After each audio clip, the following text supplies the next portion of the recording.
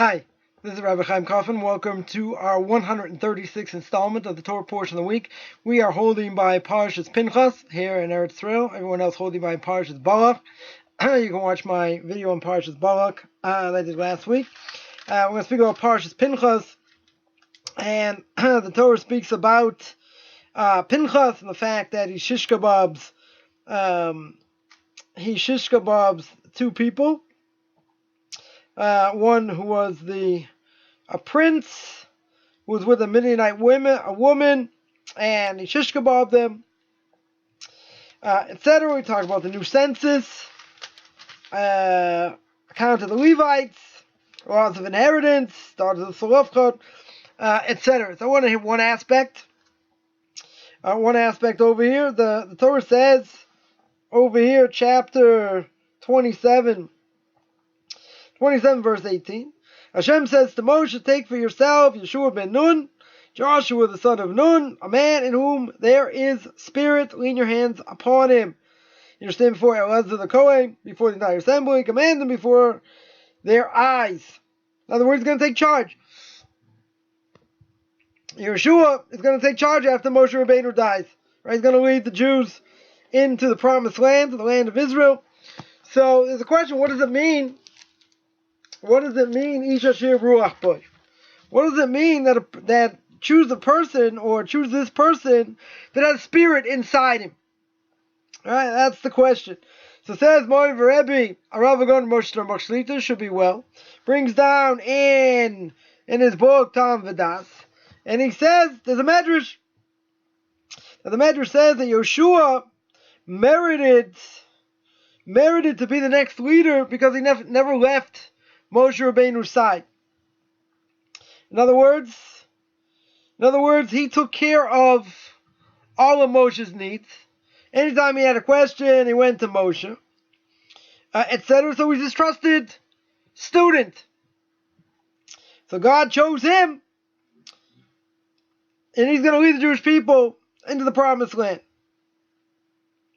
Now, the question is, okay, we understand the fact that Yeshua served Moshe Rabbeinu, helped him in all his endeavors. So why should he merit to be the leader? Right? That's really the question. So the Rebbe says that he raised himself, he merited greatness, or it's possible that he merited greatness because he served people who learned Torah. Whether somebody was younger, somebody was older, and he didn't just serve someone who was great, right? Someone who was a big Talmud Chacham, someone was a big rabbinic scholar, but he served others as well. And you see that his heart was totally pure, because had he been conceited, he might have thought, well, maybe I should just serve the greater people, right? The greater people that learn, not the younger ones.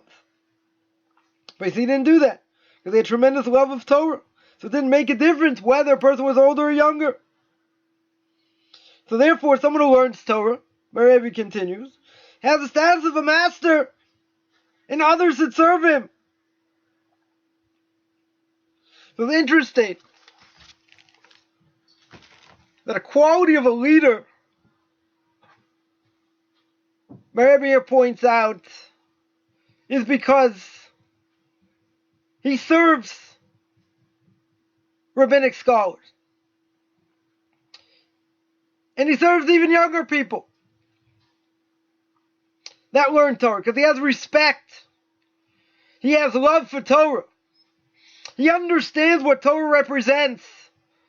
So I would have thought the merit is the fact that he served Moshe Rabbeinu faithfully.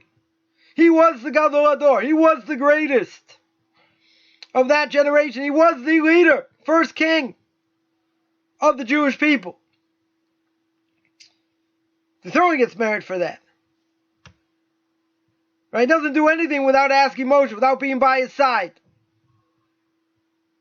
Now, to serve people and honor them, even though they were less than him, That's a different level. Why is it a different level? Because he understands the merit of Torah. He understands what people sacrifice when they learn. How many people have told me over the years, well, first of all, they don't give any respect whatsoever for learning Torah, because it doesn't make money. And the goal in this world is to make money. Right? Get a job, do something. Be practical in this world. Sitting and learning Torah, very nice. So if you can make money other ways, good. You can sit and learn. But if you don't make money, then you're a sponge. Why should others help you? Because they don't value what Torah is. They don't understand what Torah is. Torah upholds the world. Right? We certainly believe we're holding up the world. Certainly the merit of the land of Israel and the existence of the land of Israel is not based on the army. It's not based on nuclear weapons. Right? It's not based on the army. It's based on the fact that Torah protects. It's based on the fact that learning does something in the universe. In the spiritual world. Now, we saw that directly. Wouldn't more people believe? Maybe. But you can't explain something that's spiritual. Right? The example we could use, be if a person learned, and they learned properly, however much they learned during the day. Shouldn't it affect the way they act? The way they speak? The way others are going to perceive them? Because they don't push in line. They speak nicely. They do chesed. Right? Do tremendous things. So when a person does the right thing, what are people going to say? Thank God his Rebbe taught him Torah. Thank God his parents taught him Torah. Put him in the right direction. But see, it's not enough. If a person knows how to learn, he still needs guidance. All the more so if he doesn't know how to learn. But even if he knows what he's doing, always has to ask advice. You need someone to give guidance. Because we don't know everything. Certainly not everyone knows everything.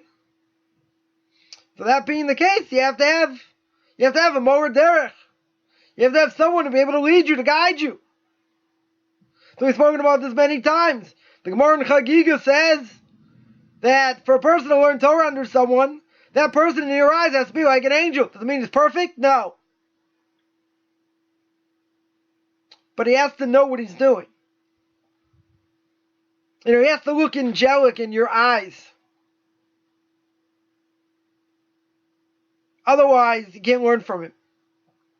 I heard one of my rabbis once say that he's learning under somebody, tremendous rabbinic scholar, but his midos character traits were pretty bad.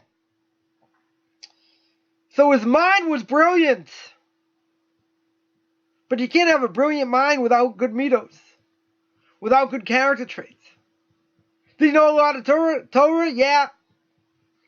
But he didn't internalize the message. But a person, a Talmud Chacham, literally a student of the wise, or what does that mean? It means he learns from everybody. It doesn't just say, I'm just going to learn from the big people, the knowledgeable ones. I can even learn from people less than me. That's godless. That is greatness. So Rabbi says that's what God saw in Yoshua ben Nun. Not that he just followed his Rebbe. Not that he just listened to him and he went to him for advice and all that. That's only part of it.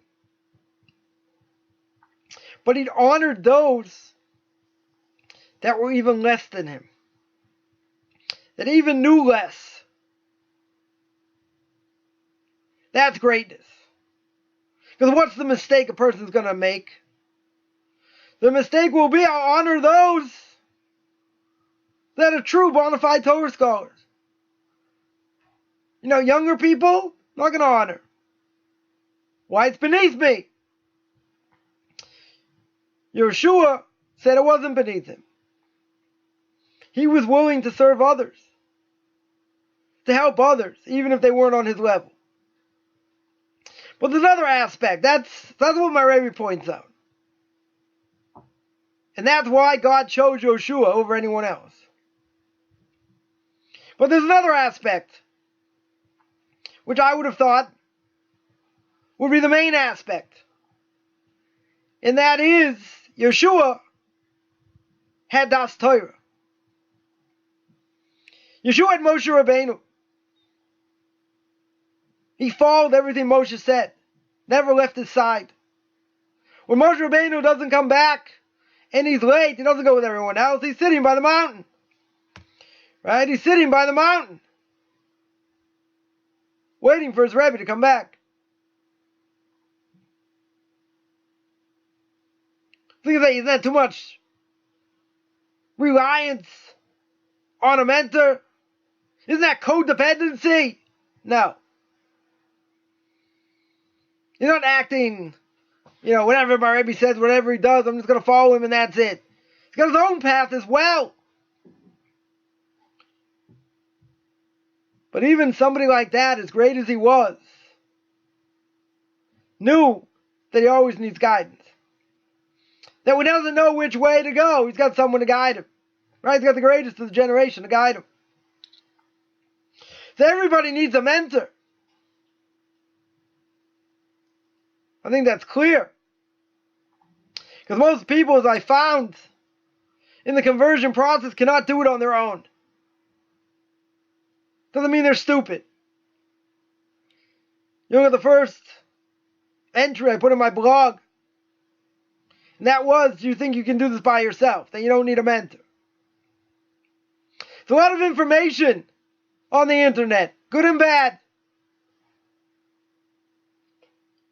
But to get to the other side, to get to really what you need a system.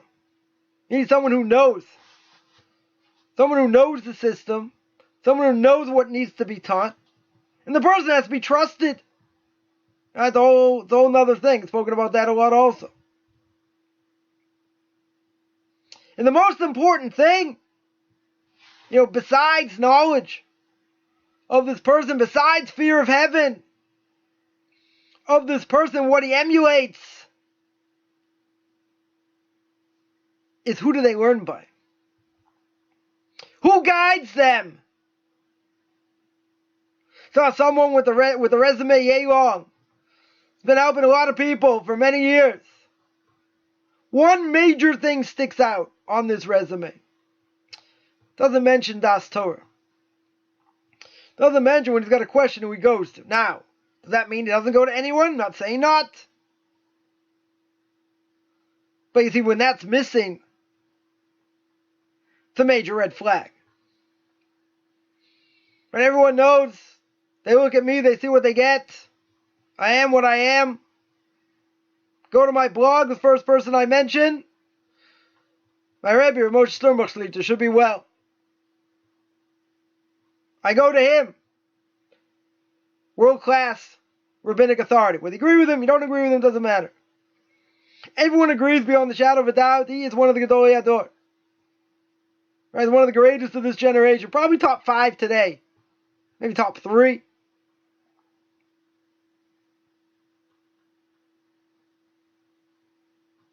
He's the real deal. Answers questions on a daily basis, has all the knowledge like this. Can answer like this. So a person sees that, okay? This person, meaning me, claims to learn by him for many years. Definitely true. Being considered like a child to him, he's also admitted that. Definitely true. Besides some of his grandkids, no one quotes him more than I do, but okay. Because I understand what he's given me. Anytime I had a problem, something, he was there. Open door. Like a father, literally. That type of relationship can't be, poo-pooed and put under the rug. Now, what that shows, not showing anything being conceited, but it shows when someone gives you guidance, you're not acting on your own. He's got the shoulders. He's certainly much bigger than me, no question. He's got very broad shoulders because he's a Rebbe's Rebbe. He's the top of the top. The fact that he let me in, gave me a connection, the whole story in of itself. Be that as it may, someone who doesn't have this, and I've seen it more often, someone who doesn't have it is like the Wild West. If you don't have to answer to someone, you don't get guidance, not that you're just relying on leniencies and this and that based on your own knowledge.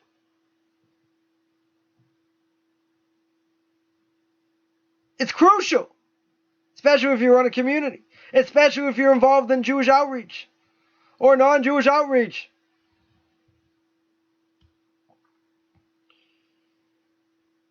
So at the end of the day, you see what the end result is.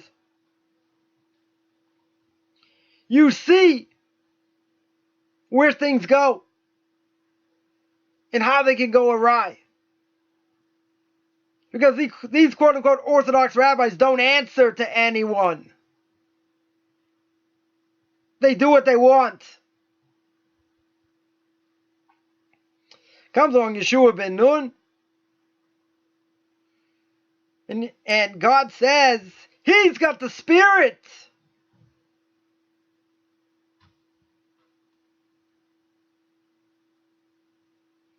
He's got the Spirit in him. And the reason, Rebbe said, he honored those greater than him and not greater than him. But it's also well known, he never left Moshe Rabbeinu's side. He was the ultimate in Da'as Torah, that he asked Moshe Rabbeinu what to do with this, what to do with that. In the ultra-Orthodox world, doesn't mean you use your brains. It means you understand this person's a walking Sefer Torah. That this person can guide you because they're in a higher level. You don't just make your own decisions when there's a lot of gray in between. And there are biases. And questions are complicated. A person has to know, Mishnah Perkei Avos says, person has to know what their place is. And if you don't know, say, I don't know. Say, I have to go to a higher authority. That's not a lack in you. Right? That means there are bigger people that know more. So we have more expertise. Someone came through with the medical questions, not my field. I can give general ideas, but you need to go to someone big. It's okay to say, I don't know. Or I'm not sure. The Brisker Rav, Zecher Tzadik Livrocha, the Brisker Rav would say, better to say, I don't know, than give a klutz teretz, than give a foolish answer. I once asked my Rebbe a question. He says, I'm not sure. It's like this and like this, and I'm stringent. That was it. Asked him another time. Dug in a little bit deeper. Went back and forth. I'm not sure. Whatever.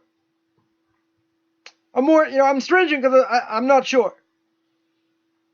A few minutes later, being a little bit obnoxious, I'm like, all right, so what's the answer? He hemmed and he hawed and this and that.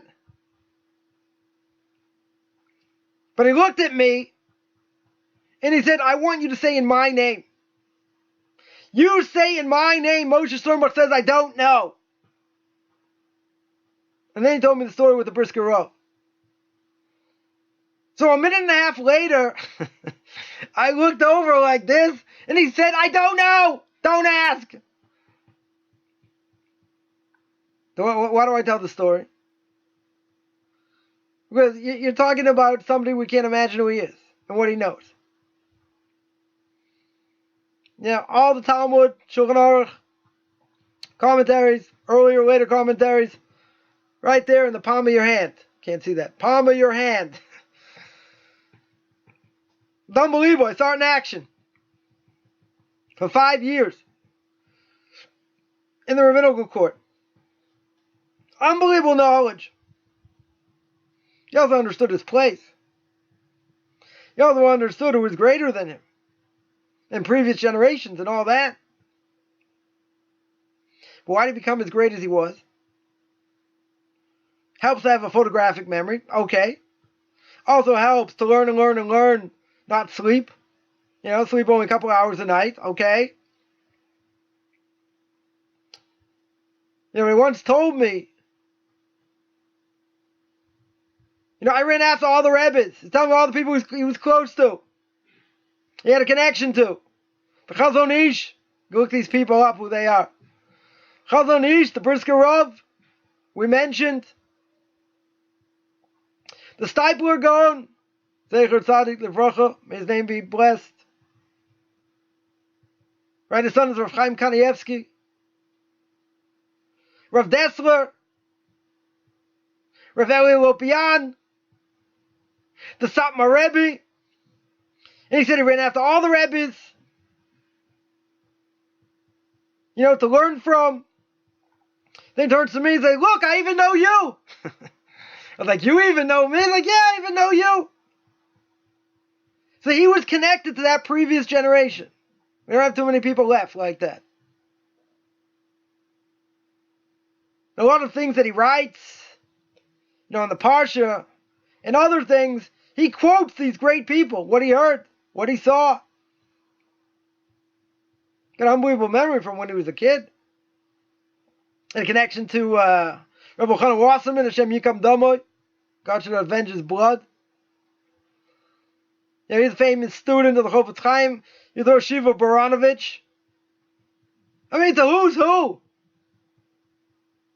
The fact that, I could rub shoulders a little bit with somebody like that is, it's pretty remarkable.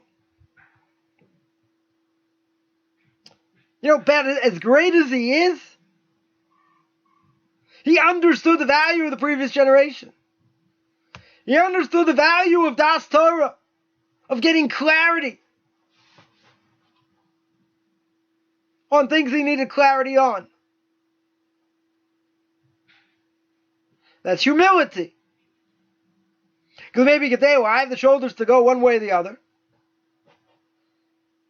But to say I'm not sure and to ask someone else, that's humility. Shows he's human. Shows he's not sure. Better to say you're not sure than give a wrong answer. Maybe he could have answered, but he wanted to hear someone greater than him. Say an explanation one way or the other.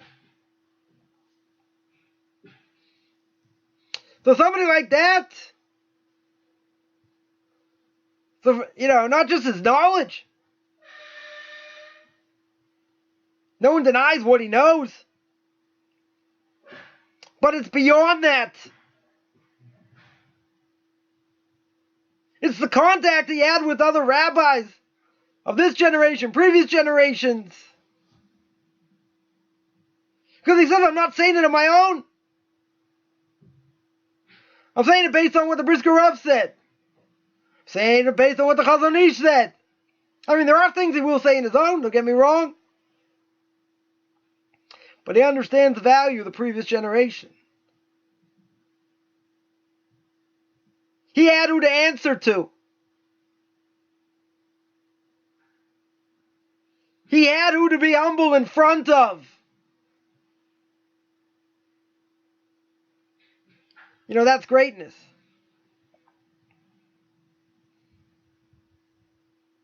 Because these type of people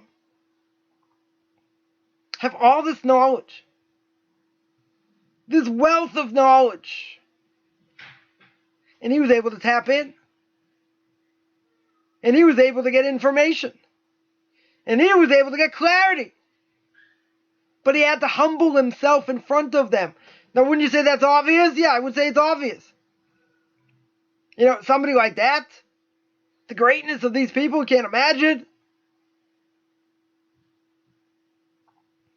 Talk about the Brisker Rav. Everything he did was calculated. Everything was about Emunah, about belief in God. He didn't move one iota without thinking, okay, repercussions, this, that. I don't have too many people like that. But see, when you listen to people like that, and you have people who give you guidance, that's credibility. These people are worth anything. That's real credibility. Not they just hop around from one to another. But they get proper encouragement. Proper hadracha, proper guidance.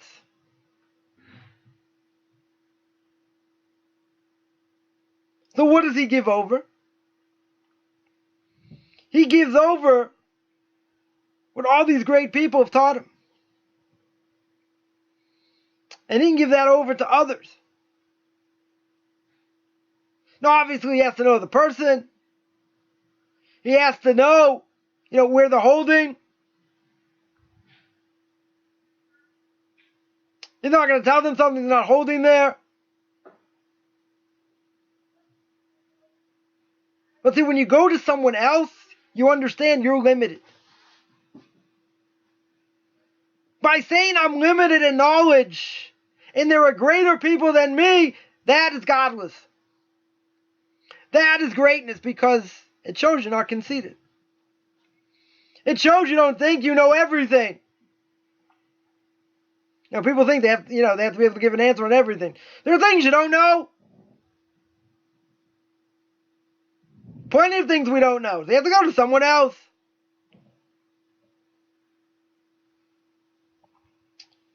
And if a person tells you, well, you want to know what I would do? And they really don't know? They don't know what the law is? It doesn't matter what they do. Who cares what you do? Is it based in Jewish law? Is it not? If it's not based in Jewish law, scram. Not interested in what you have to say. Is it permissible or not? That's the question.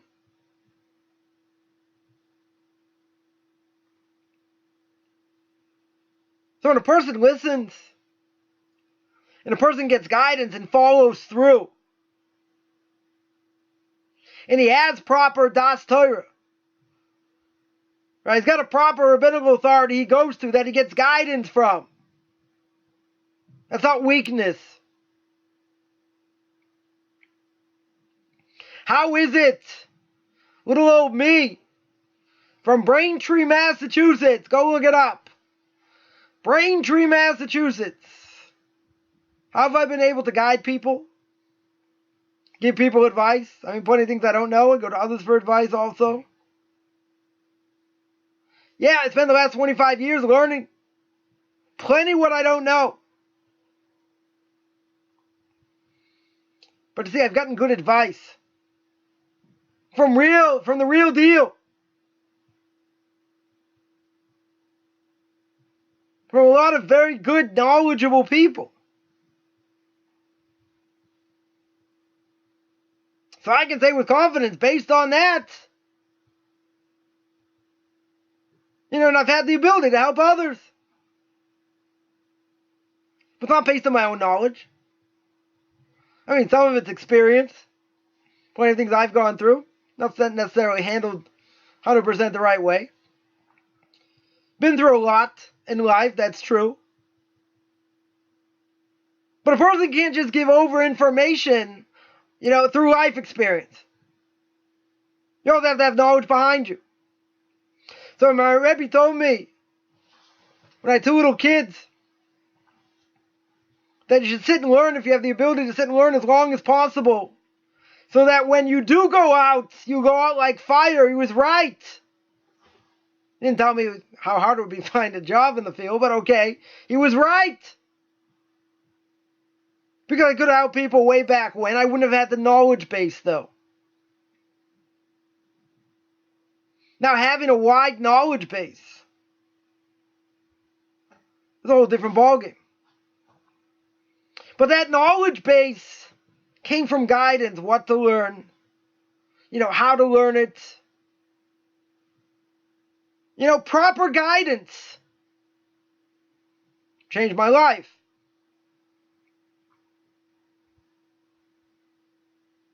Because, okay, focus on this, and, finish Shas. Go through the entire Talmud, okay? I'm working on it.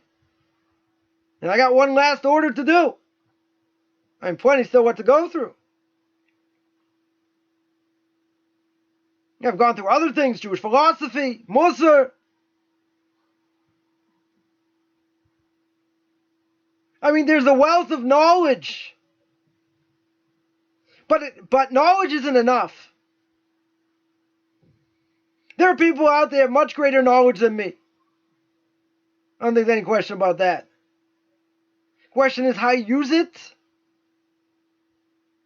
how you retained it, how you make it practical, and how you're able to implement it. And make no mistake, you may have your own ideas. Maybe good ideas, bad ideas. That's why you go to people who are greater than you that can give you that guidance, that can put you in the right path.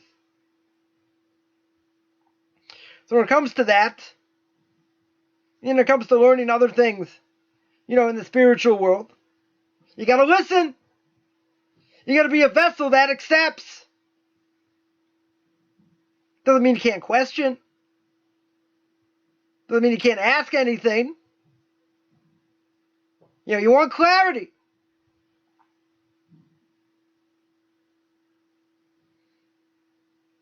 And I got that every step along the way. Nope, this isn't good for you. Nope, try this. Focus on this. I can mention 100 different ways. But see, through that, and all the stories and everything else that goes along with it, so that gives me the ability on certain things to be able to answer. If someone will ask and say, either I went through it, or he guided me through it, or I had someone else help me with it, whatever it is. A lot of it's not based on me.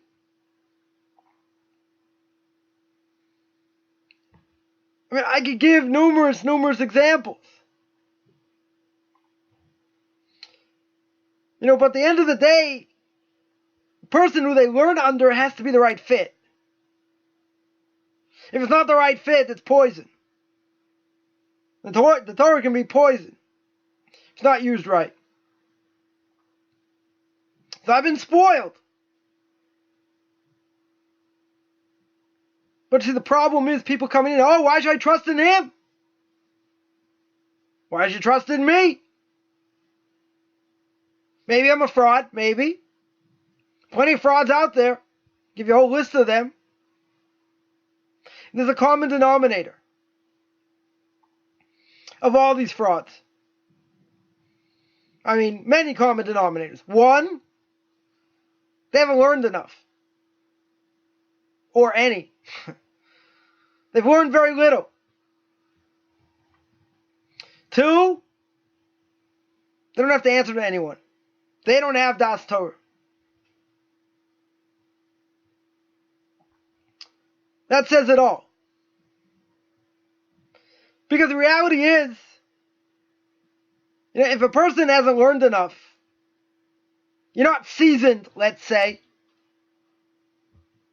You may be brilliant. But your knowledge is limited. It's totally limited. So you use that limited knowledge to try and answer up a lot of things. Or you yell and scream until you don't know what you're talking about. I have all this knowledge, but you've only been learning for a couple of years. So you yell and jump up and down and scream to show that I'm better than most people because I can yell and scream. But what happens? Someone says, okay, that's very interesting. Where'd you go to yeshiva? Who'd you learn under? Who will vouch for you? Then all of a sudden, the yelling and screaming gets louder. Who are you to question me? You not learn? You question my authority? Yes. Because a lot of things you say don't make any sense. And no one else says it. So you better have broad shoulders to be able to say it. And those broad shoulders mean you have someone bigger than you that holds by it. And if you don't, then you better keep your big mouth shut. Because you don't have a leg to stand on. But these frauds will get up and yell and scream. Saying that people are maligning them. Yeah, why are they being maligned? Because what they're doing is wrong. What they're saying isn't true.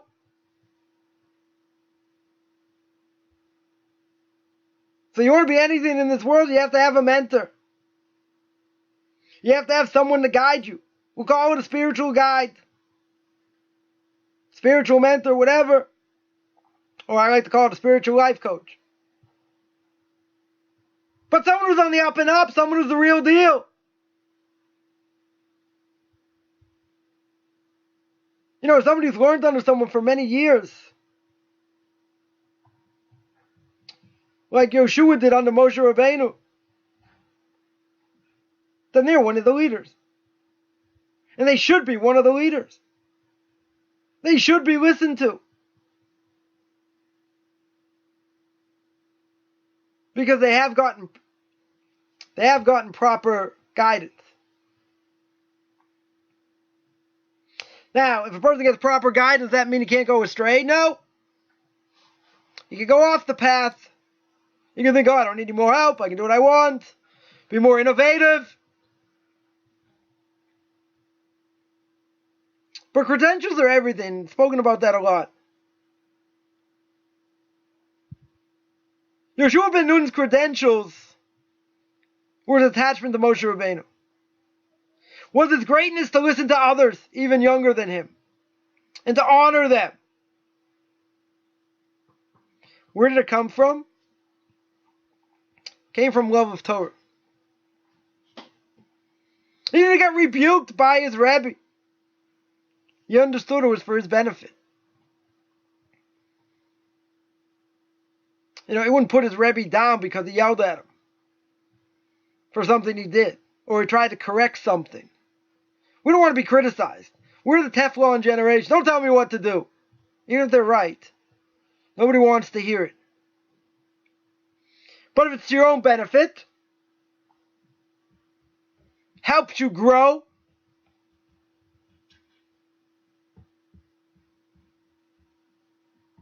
then you have to be humble and take it. They're not doing it to just nail you and push you aside. They want you to get the right Torah perspective. They want to correct bad character traits. They want you to become great in your own right. But you have to know your place. You have to know what you can do, what you can't do. You certainly have to have the basics. You have to learn a lot. You have to keep reviewing and reviewing. You have to learn Musar. You have to go through Jewish ethics, Jewish philosophy. You got to know what the right thing to do is and do it. See, we live in a very difficult world. And through this difficult world, we have to navigate. And a lot of times it's hard doing it by yourself. So if a person is fortunate enough, to have someone with real credentials guide them, they should be whistling Dixie. They should be jumping up and down for joy. Because that person's the real deal. Because they got their information and learned from people who were the real deal. Not some fake, not some charlatan who can just jump up and down and scream. We can all do that. I'm good at that. In the end, the more we learn from them, just by their interactions, just by who they are, the greater we become. It'll rub off some ways. It should, at least by osmosis.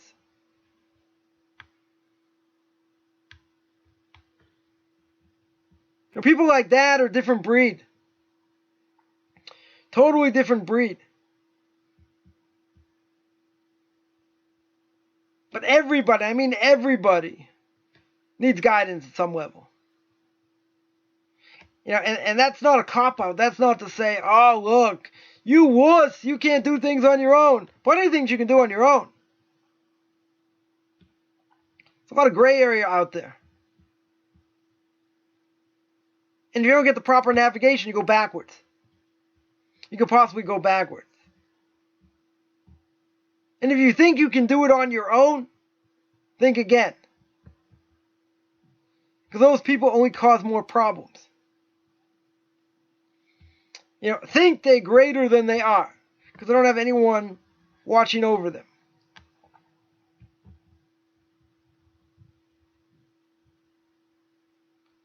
We have to be givers. We have to work hard at helping others. But if someone gives a golden opportunity, is given this opportunity, to learn under someone who's the real deal, and they can show they're the real deal. Nothing greater than that. Because they have the experience and know how to get you to the other side. To show you where you may be making a mistake or what you need to do. Sometimes, there is a lot of gray areas, so it's not going to be a one-step answer. Other things are more clear. When a person has somebody like that, you think Yeshua ben Nun didn't leave the side of Moshe Rabbeinu. Right, so what do you have? You have someone who knows how to answer. Because he heard it from his Rebbe. And his Rebbe taught him how to deal with this and how to deal with that. So he puts two and two together. He doesn't just help people on his own. It's all through collective knowledge. And that collective knowledge changes the person who he is. It gives him the authority. Because he was taught by someone who knows what they're doing.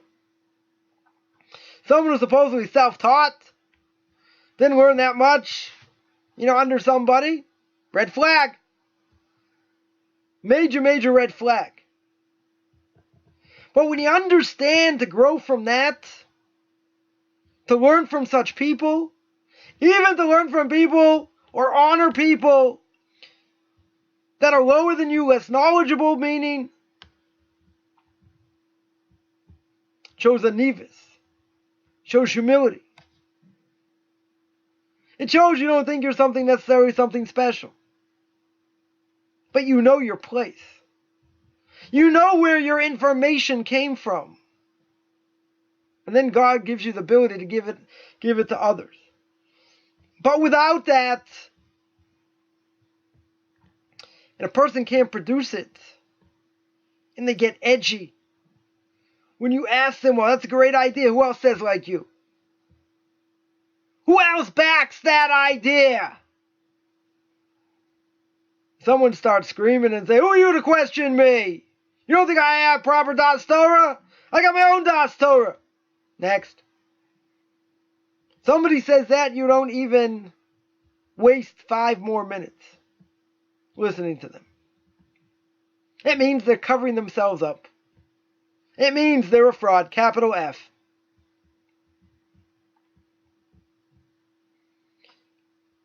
If someone learns under proper rabbinical authorities, the less likely, doesn't mean it won't happen, but the less likely they're going to go on with their own ideas and go astray. Some will, because they think they're something that they're not. But the ones who stay on that straight path, they're like Yeshua ben Nun. They're like Joshua, who had the ability to lead. And that's why, because of their knowledge, their humility, that's why they deserve to be respected and to be helped. I remind people I have conversion classes. I also give a class on duties of the heart every Tuesday night, 9 o'clock New York time, doing the gate of faith in God, belief in God. That's every Tuesday, 9 o'clock at night. I have a question and answer session twice a week. That is on Tuesday and Thursday, 10 in the morning, New York time, 5 o'clock Israel time. And I have other classes on Path of the Just, the Ways of the Righteous on my subscription website. If anybody wants to contact me, can contact me at Facebook. You can send me a text at Beyond Orthodox Conversion and Judaism. You can send me an email, rabbichaimkaufman@gmail.com, RABBICHAIMCOFFMAN @gmail.com. Wishing everyone a great Shabbos.